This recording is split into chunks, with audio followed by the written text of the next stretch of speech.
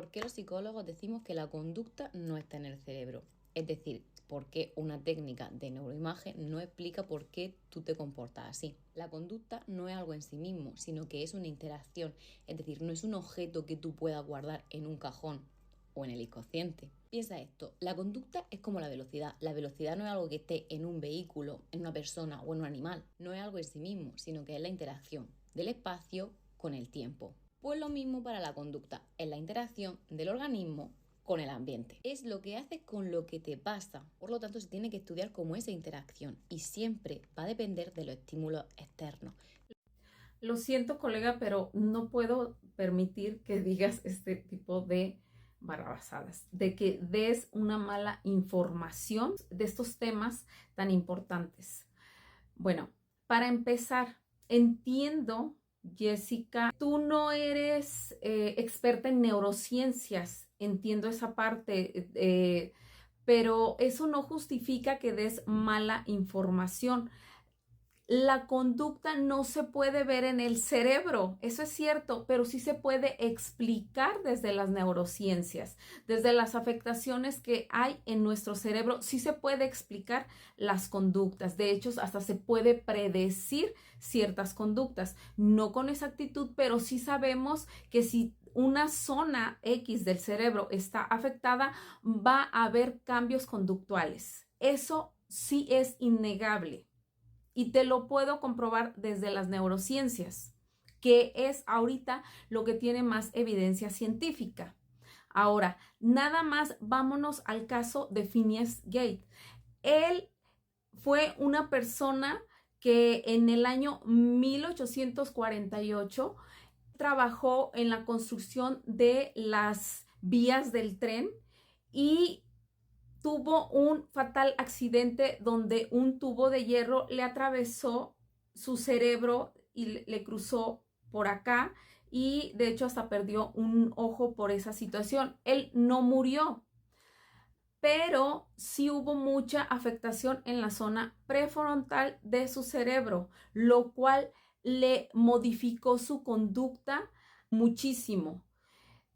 Anterior al accidente se comentaba que era una persona muy amable, muy trabajadora, muy responsable y después de esta afectación en la zona prefrontal hubo un cambio conductual tremendo, donde ya era una persona grosera, era una persona muy poco responsable, o sea, dio un giro de 180 grados a su comportamiento. Realmente no se le reconocía. Entonces, desde ahí te puedo demostrar que sí se puede ver el daño en el cerebro y con eso explicar o incluso predecir cambios conductuales, dependiendo la zona del cerebro.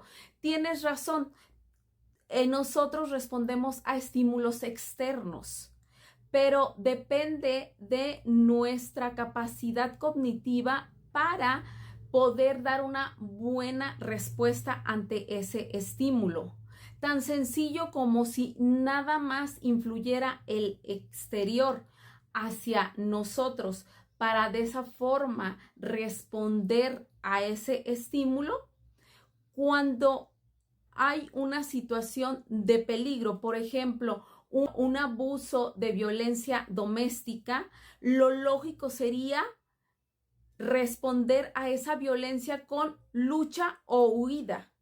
Pero ¿sabes por qué no se responde en muchas de las ocasiones ni huyendo de la situación ni defendiéndose? Porque ya hay un daño, hay un trauma en su cerebro. Por eso esta persona ya no actúa con lógica, ya no responde al estímulo externo. Entonces, no puedes venir a desinformar diciendo que la conducta no está en el cerebro. Por supuesto que sí está en el cerebro, porque si no tuviéramos cerebro, no tendríamos conducta. No quiero que este video se haga demasiado extenso, pero te podría demostrar de muchísimas maneras que lo que tú estás diciendo totalmente no tiene lógica. Por favor, ponte a estudiar sobre neurociencias. Si no quieres estudiar sobre neurociencias, está bien, pero no digas algo de lo cual no sabes. No te metas en esos terrenos si no sabes. Anteriormente también miré un video tuyo donde hablabas acerca de que no se necesitaban los fármacos para atender una depresión. ¿Por qué? Porque está demostrado que haciendo un cambio conductual se puede modificar esta parte de la depresión. Pero ahí mismo, de hecho, te comenté que sí se necesita la ayuda de los fármacos. ¿Por qué?